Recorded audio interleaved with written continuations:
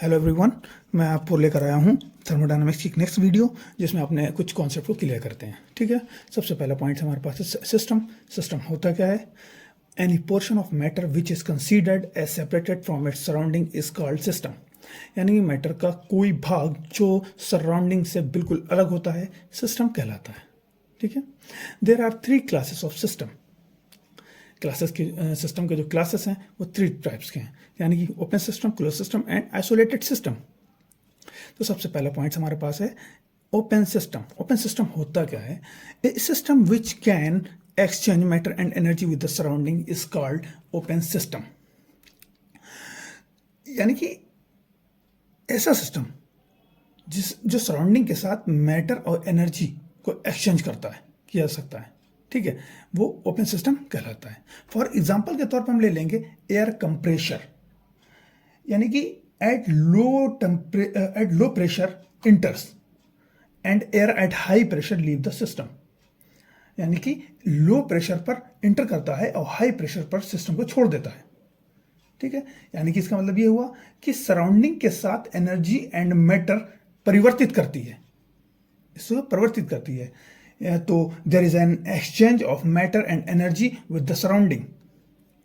Okay, अब दूसरा point है हमारे पास क्लोज सिस्टम।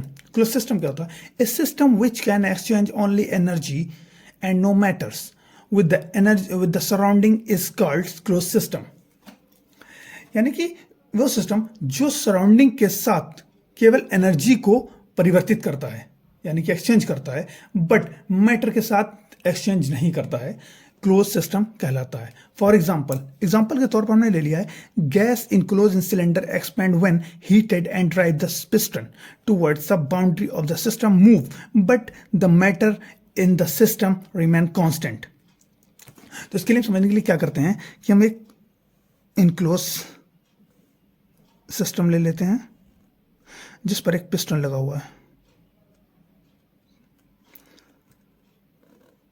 और इसमें कुछ सब्सटेंस रख दिए हमने, मैटर्स है, यानी कि कुछ मैटर्स हैं।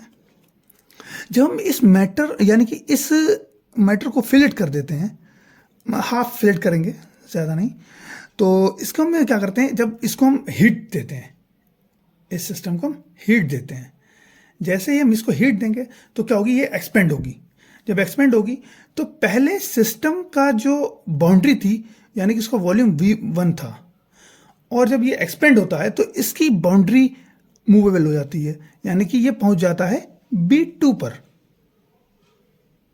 ओके, जब ये B2 पर पहुंच जाता है तो क्या हो जाता है, तो इसकी बाउंड्री जो है वो मूव्स करती है, यानी सिस्टम की बाउंड्री जो है वो मूव करती है, बट मैटर रिमेन कांस्टेंट रहता है।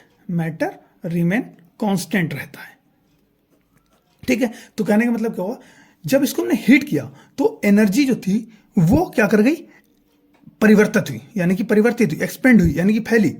ठीक है, तो उससे क्या हुआ कि उसने सराउंडिंग से एक्सचेंज हुआ, सराउंडिंग से के साथ एक्सचेंज हुआ, बट जो मैटर था वो रिमेन कांस्टेंट रहा। तो इस कंडीशन में क्या होता है, ये एक क्लोज सिस्टम कहलाता है। ठीक है, अब आते हैं हम तीसरे पॉइंट पर, आइसोलेटेड सिस्टम पर। A system which is thermally insulated and has no infusion of heat और work with surrounding is called isolated system। यानी ऐसा सिस्टम जो थर्मली इंसुलेटेड है, ठीक है, यानी कि हीट का आदान प्रदान नहीं होता है। Okay, and has no infusion of heat, यानी कि हीट और वर्क दोनों का सराउंडिंग के साथ संचार नहीं होता, यानी कम्युनिकेशन नहीं होता है। ऐसा सिस्टम आइसोलेटेड सिस्टम कहलाता है। आई होप आप लोगों को ये वीडियो समझ में आ गई होगी। Thank you.